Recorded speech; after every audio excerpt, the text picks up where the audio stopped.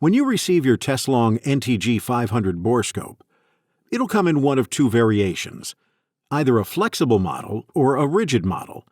The boxes look different, but they work the same and include the same accessories. After opening the box, you'll see the camera probe, the monitor, several cables, and a few accessories. The cables include the aviation to USB-C cable. The aviation to USB-A cable is included to connect the probe to a Windows, Apple, or Chromebook computer. The USB-A to C cable is for downloading content and charging the monitor. There should also be a monitor stand, as well as a pack of 5 mirrors. We'll start off by going over the monitor.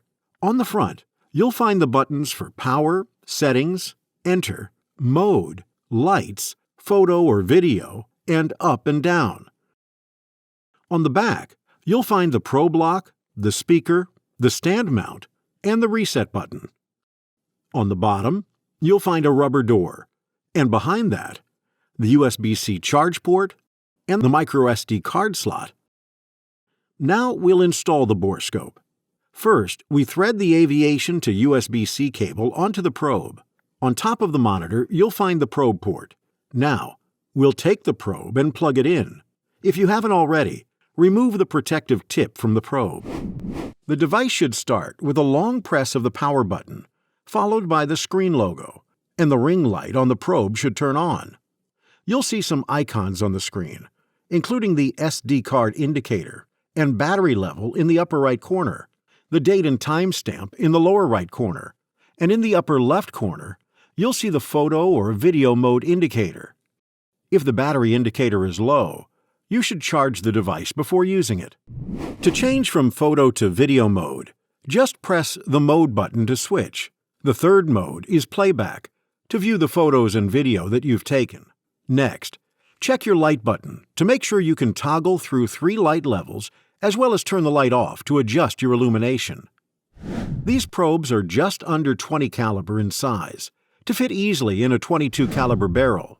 If we want to look sideways at the lands and grooves, or a gas port, we need to install a mirror. Pay close attention to the small lock ring on the threads. This is to lock your mirror in place.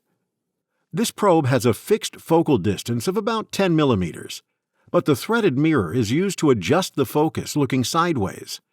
If you're in a small barrel, like a 22, you'll position the mirror farther away from the lens. If you're inspecting a larger caliber barrel, then you'll have to move the mirror closer to the lens to achieve sharp focus. Use the lock ring to lock your mirror in place when you get a sharp picture. Using the caliber-specific mirrors works similarly. The larger the size, the closer they'll need to be positioned to the camera lens. However, the mirrors have a larger surface area, so you'll see more when you look in a bigger mirror. Now, we'll insert the probe into a barrel and capture some photos and video. Remember to press the mode button to switch from capturing photos to video. You can see the timecode start when you're recording video. Now that we have some photos and video captured, you can view these files on your monitor in playback mode. But if you want to move the files to your computer, there are 2 ways to do this. The first method is to plug your monitor into your computer with the included USB-A to C cable and find the drive in your Finder window. Note, the monitor needs to be turned on to see the files on the computer. If you don't turn it on, all you'll do is charge the monitor's batteries.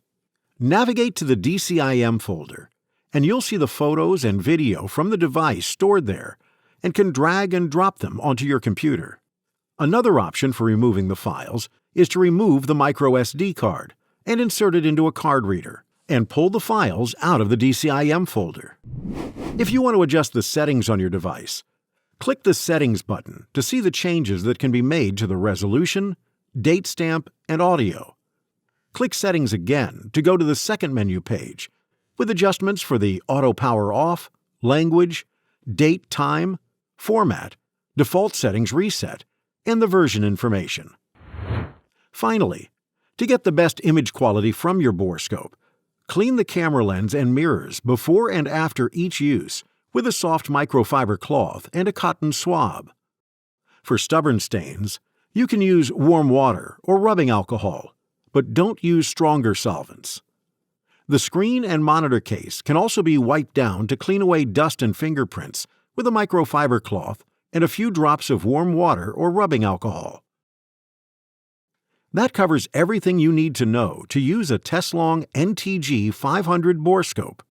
If you still have more questions or are experiencing any issues with your product, please contact us via email, online chat on our website, or call us on the number shown on the screen.